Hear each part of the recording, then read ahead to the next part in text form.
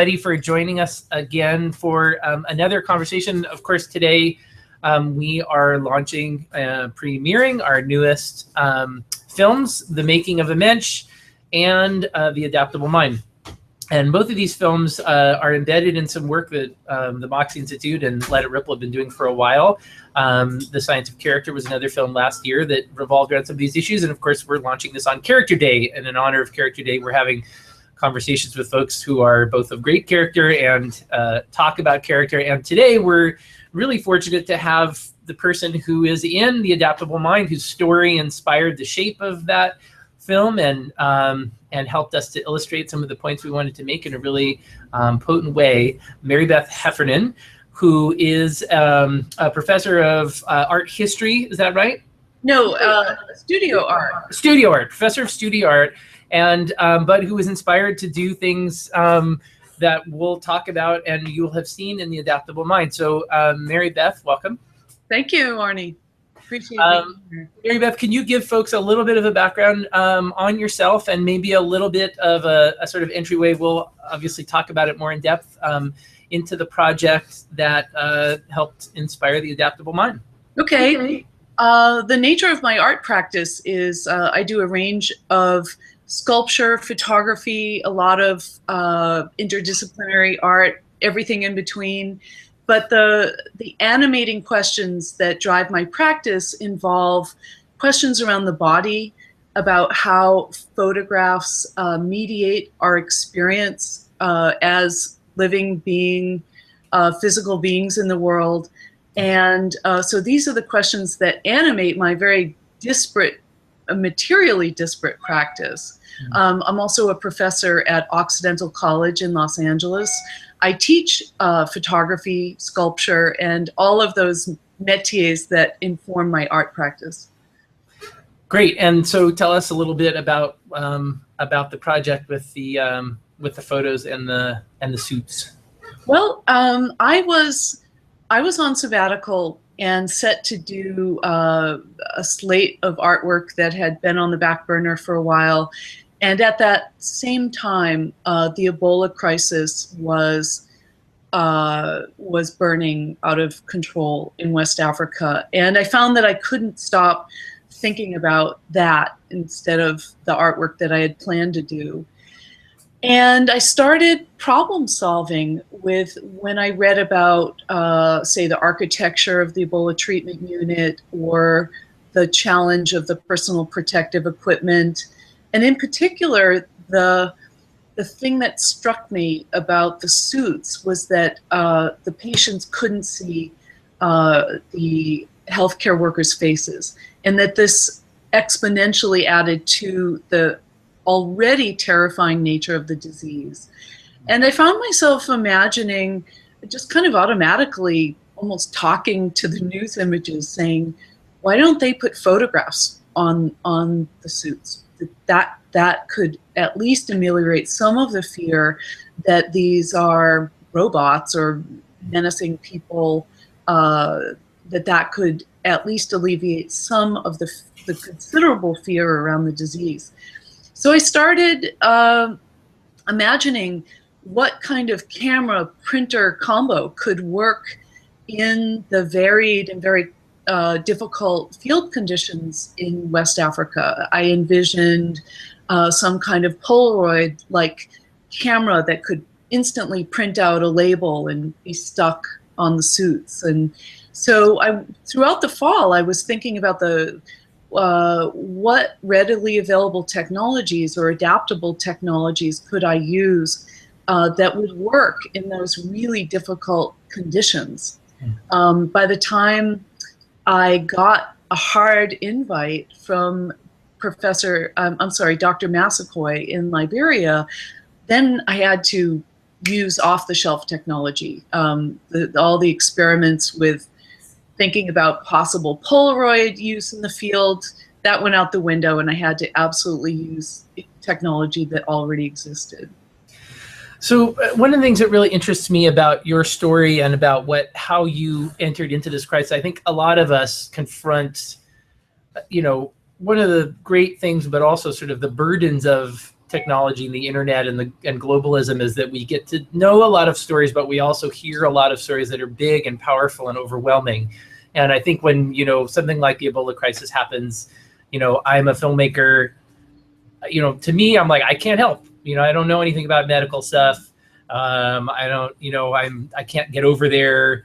And so there's a sort of immediate shield of like the experience is too big to grasp as a way that you can help. But you chose a sliver of that. Obviously, you weren't saying, I'm going to cure Ebola, but there was something that you saw that related to your skills and your talents that you could do something about. And talk a little bit about that process of like, you were haunted by this and how you were able to channel that into something that was actually doable, that wasn't solving the entire problem of the whole world. I think you've just put the nail on the head. I feel that way also with, like right now with the refugee crisis. But this was something where when I thought, what little thing could punch above its weight with psychosocial benefit for the patient? And it occurred to me that this was in my wheelhouse, that I could do this, or this is doable.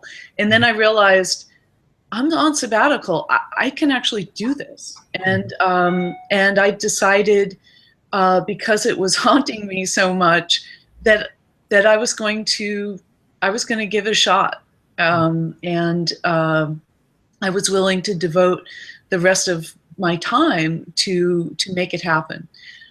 So it was a moment where I guess the moons lined up, where a lifetime of thinking about the body in the crosshairs of medicine and identity, and about the history of the portrait and the way that it's been used historically for either medicine or police photography, and to try to use that against the grain. And also I had the time, that I was on a semester's sabbatical, and I put my other work aside and said, this is what I'm going to do. I'm going to fling myself into this. And I did. It's what it so galvanized my imagination that I devoted every waking moment to bringing this to fruition.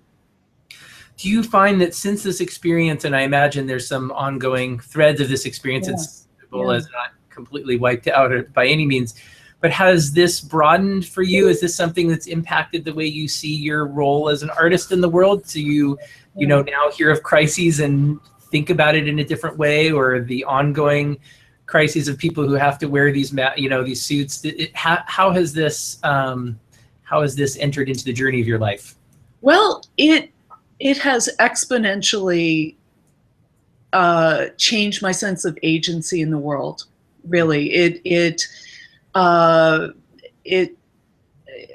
bolstered my confidence that I can act and act effectively on that stage.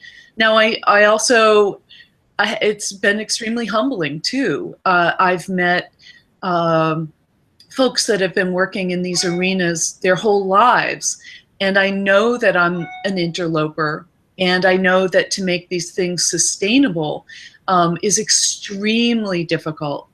And so, but I've met incredible partners, both in Liberia and in the US, and folks that, work between those worlds. And it's like growing a new set of muscles. It's really wonderful and empowering. And I hope to use that momentum to further the project of enabling, realizing that the right of a patient to see a healthcare worker's face is a fundamental and important aspect of healthcare, and also about the ability to be thinking culturally about needs, about health needs. That is, the both not just anthropological, but the deep need to have a human connection in care and interaction, especially in the healthcare environment. It's interesting that you said earlier you were talking about sort of having built a new set of muscles, and we've been having this conversation. It's funny because that sort of image and theme has come up in other conversations we've had about, for instance, in the film The Making of a Mensch, which is about a practice in Judaism called Musar, which is related to sort of developing traits in yourself that you want to strengthen. And some of the rabbis we talked about said, this is like a muscle. You need to. It's like going to the gym, and eventually it'll put you in this different place. And one of the things that somebody said, which I found really compelling, was he said, talking sort of about spiritual practices, like all of us have experiences of enlightenment or awakening or calm, and you stumble on them accidentally. And the process of doing something like a spiritual practice or musar is that you develop the muscles so that you fall more often. You have more accidents. You're more accident prone, I think is the word that he said. Do you feel like with this new set of muscles, do you feel yourself like in a position where the world is coming to you in a way that you're hearing it differently? Like, things are, you're having an epiphany or a sense that you're connected to these things that happen in a way that is changing the way you view things. Absolutely. But there's also another recognition there as well. And that is realizing what I already had, that the constellation of interests, that seemingly disparate interests, fell into place with this project. And I realized, I've had this long-term interest in the intersection of, say, art and medicine. Or, about 8 years ago, at Occidental College, along with science colleagues and other art history colleagues, I co-taught courses integrating art and science. And so I realized that for a long time I've been onto these things, but that that they haven't gone as far as I would have hoped. But now this gives me newfound energy that, wow, I really was onto something. And now I'm discovering, as the world is reaching out to me after this project, that medical school programs, that improving, say, science programs and STEM education, especially among underrepresented groups, that they're having an interdisciplinary approach to improve their way of being in the world and their practices. And so it's also a recognition that the things that I've been doing all along that maybe others haven't made sense of, like, oh, Mary Beth, you do sculpture and photography, or you're interested in tools and the body, and what's the connection between knives and tools and corporeality? And for me, it's always made sense, but now I think it's I'm able to be drawing on those interests and really putting them in play in a way that's been effective and satisfying. Isn't it interesting how? Oh, sorry. Isn't it interesting how much of our when you find a passion or have an epiphany like that, or are haunted by something, how all of the sort of the net of ourselves sort of wrap around whatever that is. It's like falling in love with somebody. All of a sudden, all the mistakes you made and everything make sense. You're like, oh, of course, I'm so glad I didn't go to Europe after all. I was all disappointed, but then I never would have met her. How those things sort of link together into some sort of story. Yeah. The way that we that we organize things. I think about that often about character when we talk about, people need to have these character traits and this and that. But for me, a lot of those character traits don't become apparent as strengths until there's something that moves me, like when I became a filmmaker, suddenly all these things like organizing people, communicate. Oh yeah, I love to have conversations. And I never really thought about that as something that would be a work skill, but it suddenly became something that meant something because I was in love with this thing that I was doing. And so all of these skills sort of come together and become amplified. So in some ways it's hard to say, be more communicative, or, you know, have more grit. But when you are trying to do something, you know, like if you're trying to run a marathon, you'll discover grit, you know, if you love doing that thing. Absolutely. I mean, I think that the project, I worked intensely on it in the fall because I felt like, well, that's when the epidemic needed it the most. And I was getting discouraged because I couldn't put it in practice until that invite in January. But then I started working in overdrive. And it was almost like that experience where you hear of people who lift cars off of people pinned, or things like that, or they suddenly have, after an earthquake, have superhuman strength and they lift building parts. I felt a little bit like that for this project. I worked with uncommon energy and focus and made things happen in such a compressed period of time.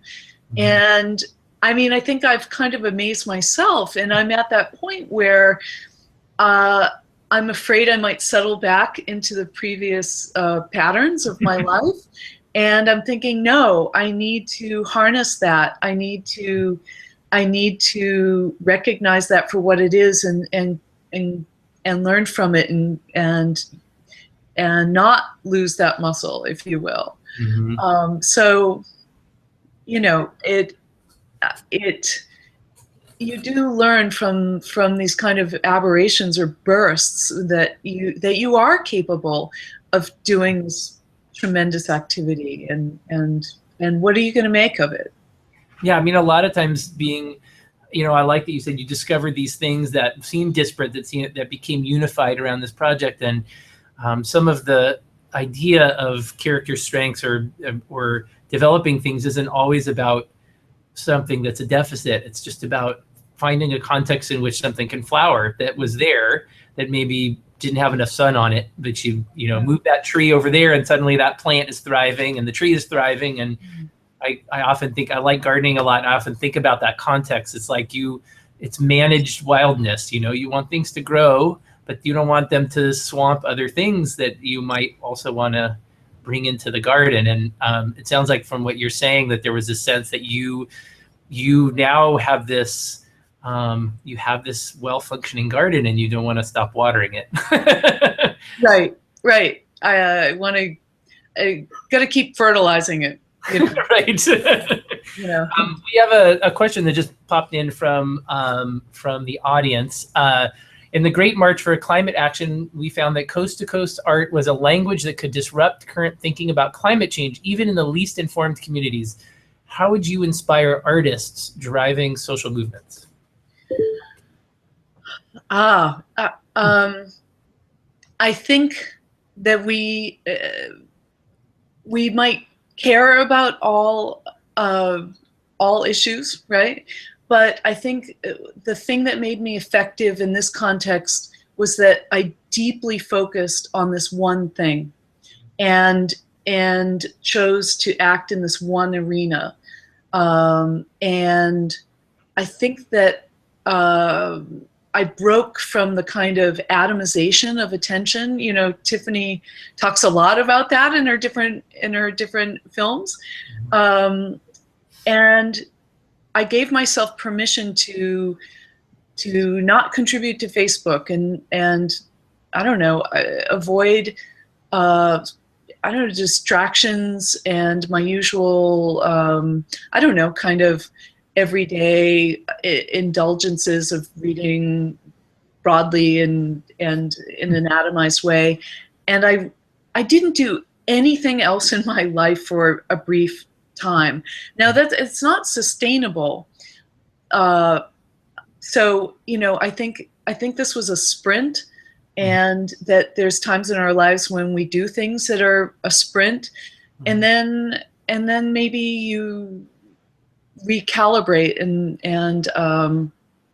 figure out a way to make it a practice of every part of your life. But in terms of art and inspiration, I think we have to recognize where's where's my field of where do I intervene?